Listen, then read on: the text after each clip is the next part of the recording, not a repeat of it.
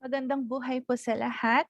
I'm Teacher Camille D. Fuertez from Angeles Elementary School, and welcome to our learning session for today. But before we start, allow me to greet everyone at FG Nepomuceno Memorial High School a happy NDPR Week celebration. And my sincerest gratitude also to the man behind the School of Choice, Sir Hermes P. Vargas, Secondary Principal 4. Thank you so much po. And to the ESP and SPED Department Head, Ma'am Mary Ann M. Ong. Thank you so much po. Also to the SPED Coordinator, my dearest colleague, Madam Regine M. Martin. Thank you so much for allowing me to be part of your celebration of the NDPR Week 2022. Yeah, and so welcome to our learning session for today entitled Practical Teaching Techniques for Students with Special Needs, specifically students under the autism spectrum disorder, students with intellectual disabilities, and those with special learning disabilities. Yan, so first, let's set up the mood po, no? So baka meron po nag-iisip sa atin, I'm not a SPED teacher. Is it necessary for me to listen to this session?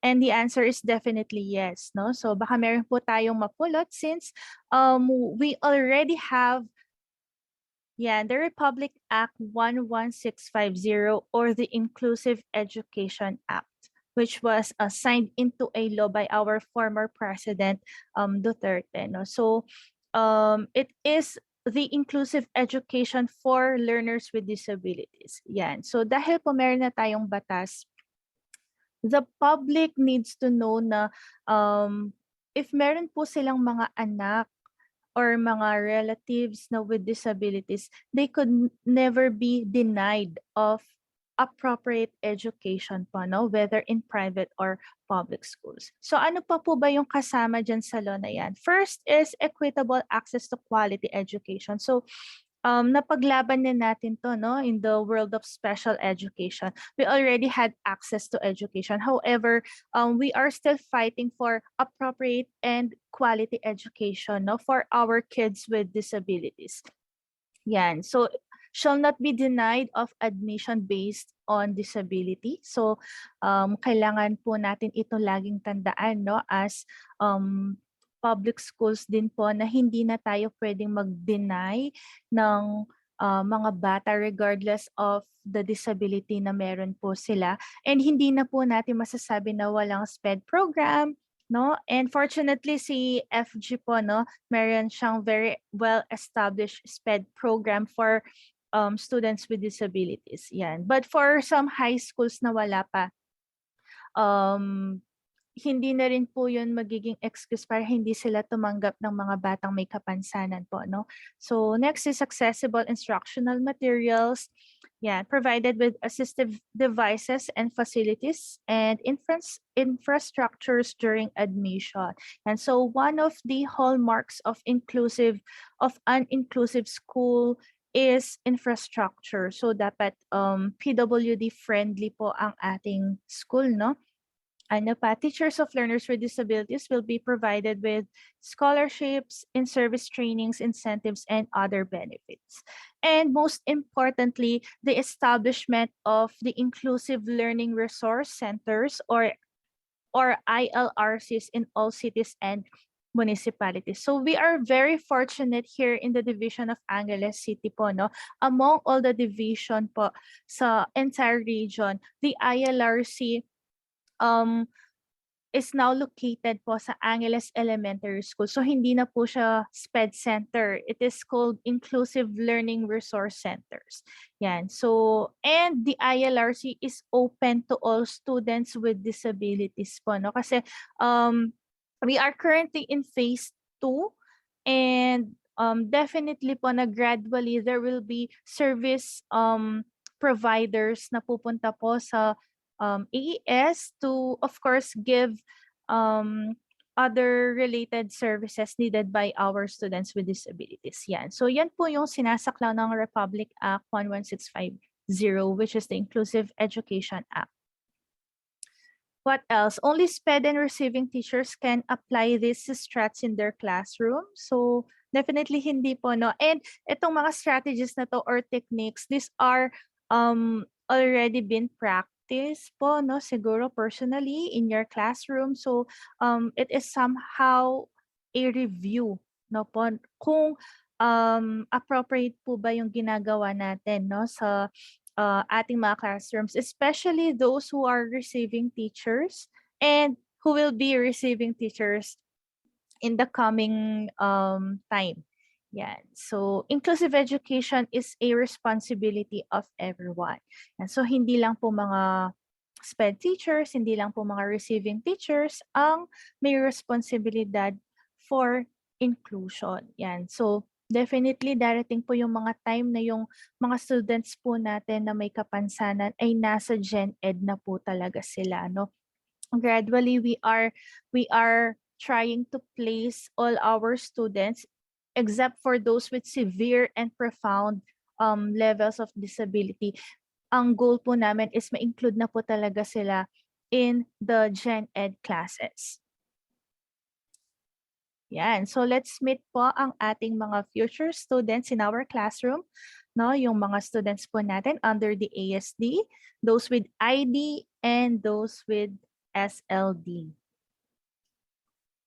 First po is autism spectrum disorder. I believe you are very much familiar with this since you have your SPED program po, no, in your school. Yan. So, yan po, inspired ang aking PowerPoint po slide. If you are familiar with the trending K-drama entitled Extraordinary Attorney Woo, yan. So it deals with, it is basically about a person with autism spectrum under the autism spectrum disorder, and in the K-drama, no, makikita natin yung mga prejudice ng mga tao sa mga taong may autism, no po? So no matter how bright they are, kahit mataas po yung kanilang intellectual capacity, there are still injustices and prejudice among these individuals. So ano po ba yung ASD? Let's review po, no?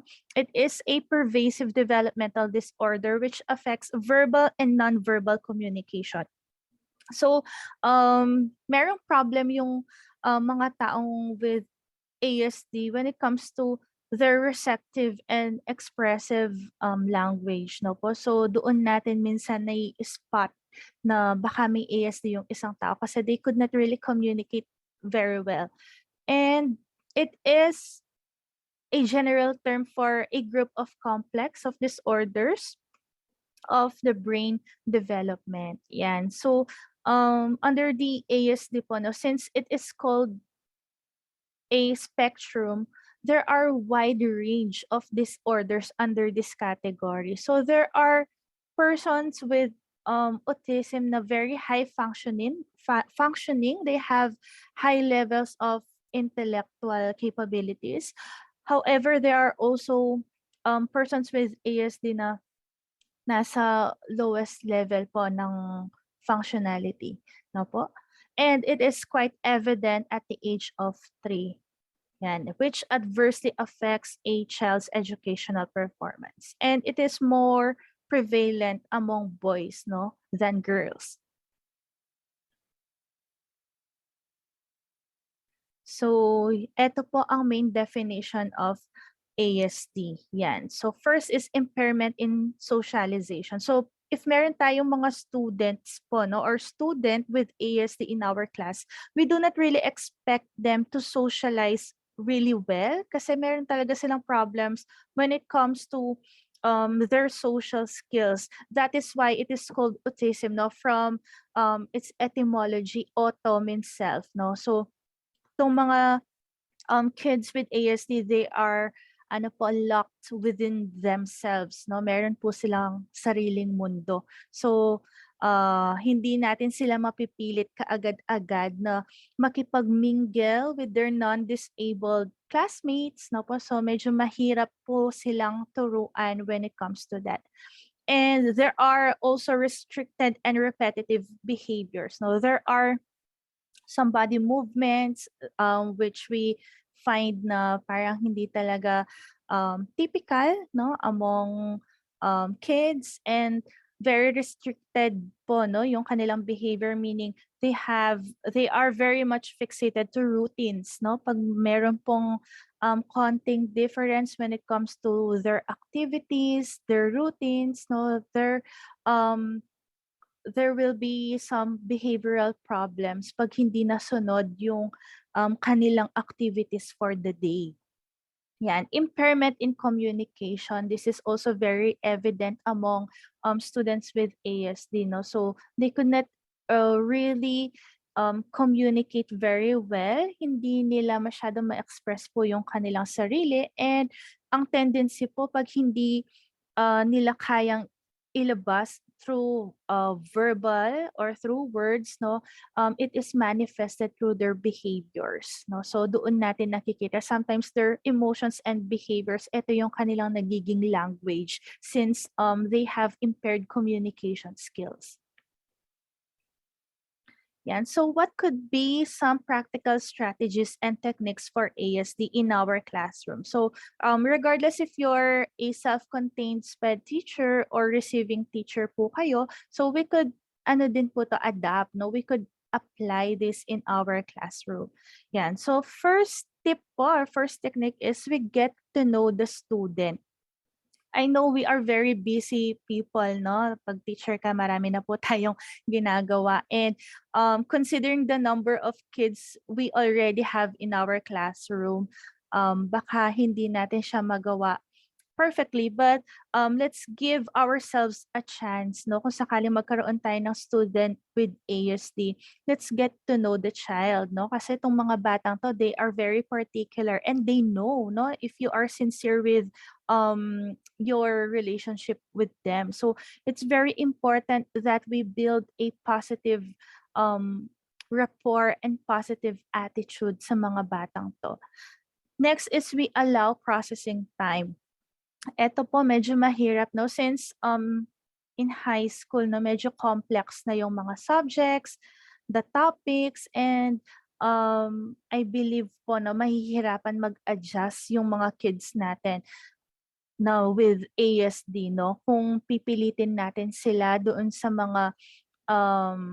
mga bagay na hindi po nila kaya agad gawin. So sana, no, we allow them some ano po, time, no, ample time para ma-process, kasi pag masyado na pong mahirap yung material, nahihirapan na po sila, and pag nahihirapan po sila, they could not say it po, no, through words, and baka mag-manifest sa behavior po nila.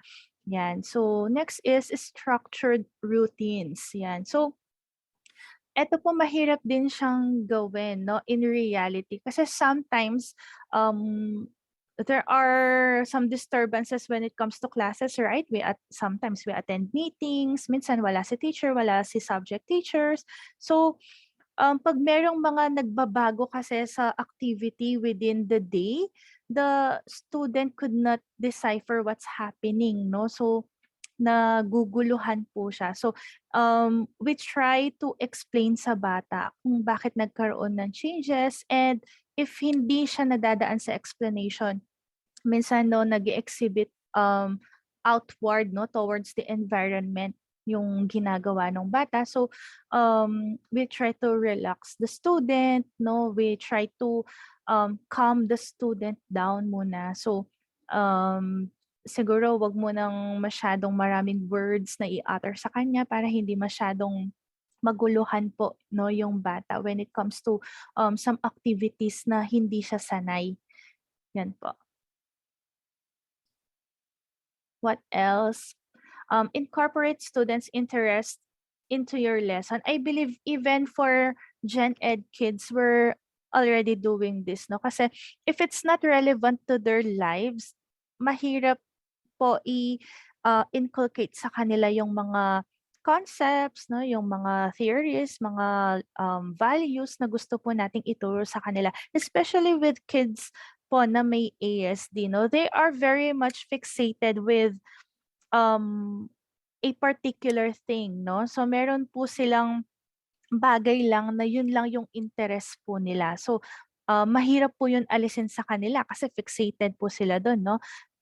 For example 'no, yung student non-verbal po siya or there are times na hindi talaga ma-express yung sarili but, the child could draw, the child could paint, ganyan. So, puwede natin i-ask yung bata to express himself 'no, through, yung medium na kaya niyang gawin. Like for example, kaya naman po niya mag-draw, 'yan. So, hindi po natin kasi sila mapipilit dun sa bagay na it does not really suit them 'no, wala silang motivation po na gawin yon. So, the next one is use of direct language, 'yan. So, we avoid some figurative language 'no po, yung mga highfalutin words, we go directly to the point 'no po. Yung maraming words minsan hindi po nila yun napa-process, so we chunk kung ano lang po yung mga simplest word na puwede nating sabihin sa bata para makuha po nila yung instruction, yun po yung, gagamitin natin as language. Next is we use concrete objects or realias 'no, kahit naman po sa mga non-disabled, students po natin, mas natututo sila if, the objects are real 'no. So, most especially kids with ASD gusto po talaga nila is hands-on 'no, nakikita po nila kasi sometimes, 'pag yung mga bagay po hindi nape-perceive ng kanilang five senses, it's difficult for them to process 'no. So, kailangan, ma-feel nila, makita nila, ma-hear nila 'no po para maging effective yung delivery nung instruction. Yan. Next po is step-by-step process. Yan. So, task analysis, no? Or we chunk down yung mga steps na kailangan po nilang gawin. So, unlike with Gen Ed kids, na yung mga regular kids, they could easily grasp your instruction eh. 'Pag sinabi mo yung directions, kaya nilang gawin agad 'no, they could easily follow. But for kids with ASD, they need to have specific steps muna 'no, what's the first step, the second step, third, and so on. Kasi hindi po nila kaya yung sabay-sabay na sinasabi yung ano, directions or what needs to be done 'no. So kailangan, dahan-dahan po yun pini-present sa kanila. What else? We could also assign a body, no? Body system or yung mga learning barkada na tinatawag, no? Especially if sobrang busy natin as teachers, no? Sometimes we forget to attend to their needs. Sometimes we forget to accommodate. So maganda po yung meron silang nakakasama sa mga classmates po nila 'no. And, this is also a good way to build a positive atmosphere sa loob ng classroom 'no, yung, kailangan nilang, tulungan somehow yung kanilang classmate with disability 'no. So, it's one way of promoting din po na inclusivity, 'yan. And of course we also, provide reinforcements or rewards. Gustong-gusto 'to ng mga students with ASD, pero depende dun sa type of rewards na gusto niya kasi, sometimes we forget na hindi yun yung gusto ng bata pero binibigay natin 'no. So baka hindi enticing sa kanya. So we really need to, know the child, the student kung ano ba yung mga bagay na rewarding sa kanya and we offer it or we give it to the child for every, positive outcome na nagagawa niya or positive behavior. We could give yung reward na talagang, para sa kanya is rewarding 'no po. Yan. So next one we have intellectual disability. So ano naman po ang intellectual disability? This is the opposite po no ng giftedness kasi pag giftedness no ito yung mga sobrang talino talaga no. They have high IQ. So ito naman po yung kabaliktaran niya intellectual disability no. So sila ay may significantly sub-average general intellectual functioning no. So yung kanilang IQ scores ay nagre-range from 50 to 70 no po. So, mababa po talaga yung kanilang, intelligence quotient, 'yan. So, existing concurrently with deficits in adaptive behavior and manifested during the developmental period. So, hindi lang po yung intellectual intellectual yung natamaan, hindi lang yung cognitive domain, but also the adaptive behavior, no? Kung paano yung pamumuhay sa araw-araw naapektuhan din po, no, ng ID. Yan. Of course, if you have intellectual disability, nagkakaroon ng academic gaps or learning challenges, as well as problems with basic living skills. No po? So, yan yung mga challenges ng mga students natin with intellectual disabilities. So, there are different types pa po, no? Pero ito yung mga most observed cases natin. No? We have Down syndrome, Angelman syndrome, and Fragile X syndrome. And meron pa po tayong iba. Pero sila kasi yung parang mga prevalent cases talaga na naitatala po.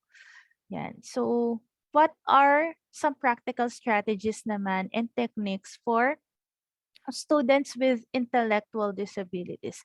So, unlike with kids with ASD, hindi naman po sila fixated when it comes to routines, no? So they could adjust naman sa changes nila with the environment, with the activities, no? So it's kind of different with kids na may ASD.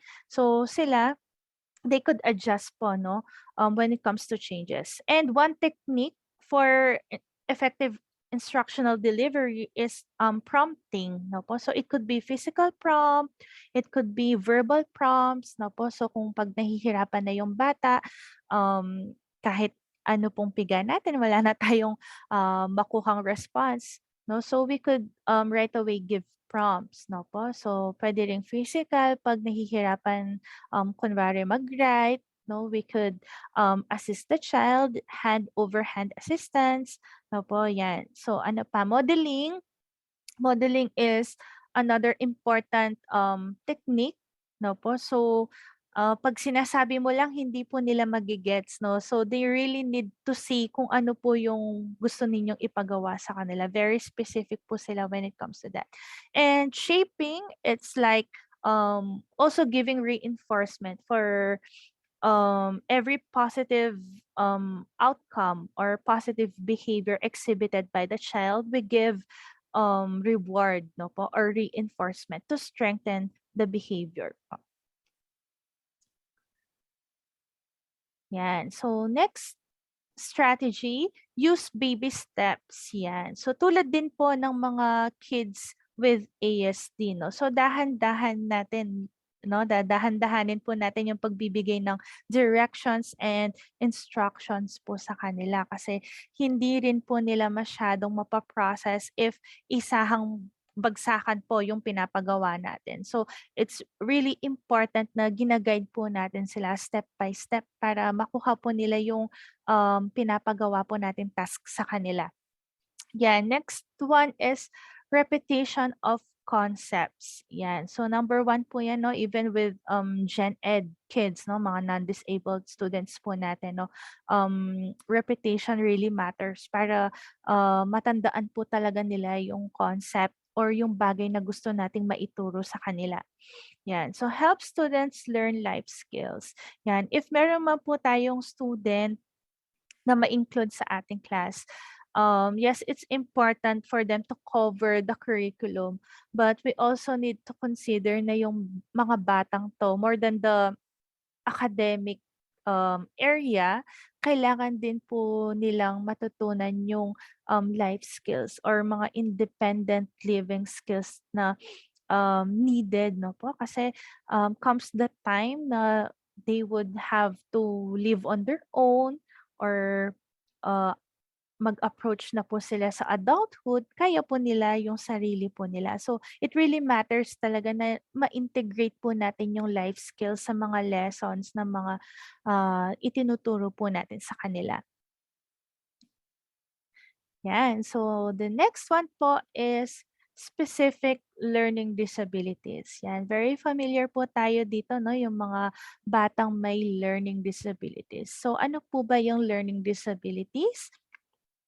Processing disorder where students are unable to fully reason, spell, read, or do math problems, write, or listen. Yan. So, sometimes merong mga instances sa mga estudyante po natin na bakit hindi po nila mapasa yung PhilErie, ba't hindi po nila mapasa si numeracy, yung mga ORV na bakit nahihirapan po sila 'no. Sometimes po 'no, meron tayong mga kids, unidentified 'no, at-risk kids na baka meron po silang SLD 'no po at hindi natin alam yung contributing factor kung bakit no matter how we conduct our intervention, plans to them, hindi po talaga nila makuha 'no, yung skill in reading or doing math 'no. So baka meron po silang SLD, no po. And it is the most prevalent disability among the categories and one of the fastest growing category in special education. So bakit po kaya dumadami po sila 'no, yung mga batang, hindi po nakakabasa, mga batang hindi kaya mag-perform even basic math operations kahit nasa high school na po sila. Minsan, graduate po sila and there's a great difficulty sa pagbasa 'no po. So, baka kailangan po natin silang identify and ma-refer 'no po, kasi baka meron silang SLD, 'yan. So, there are different, types of SLD 'no. Meron po yung, nahihirapan sa pagbasa 'no, hindi nila ma-decipher yung mga written text, mga paragraphs, we call that dyslexia. And 'pag sa mga bata naman po na nahihirapan mag-perform ng arithmetic, mga simple math problems 'no po, hindi nila kayang i-identify yung mga numbers, they fall under dyscalculia. And meron din pong mga kids na kahit anong turo natin sa pagsulat, nahihirapan po sila 'no. Kahit kopyahin lang nila yung mga nakikita nilang words or mga sentences, nahihirapan sila. And those kids having problems, when it comes to writing, they belong under the category of ano po, dysgraphia. Ayan. So, ano po yung mga practical strategies and techniques na pwede nating gawin for students with SLD or specific learning disabilities?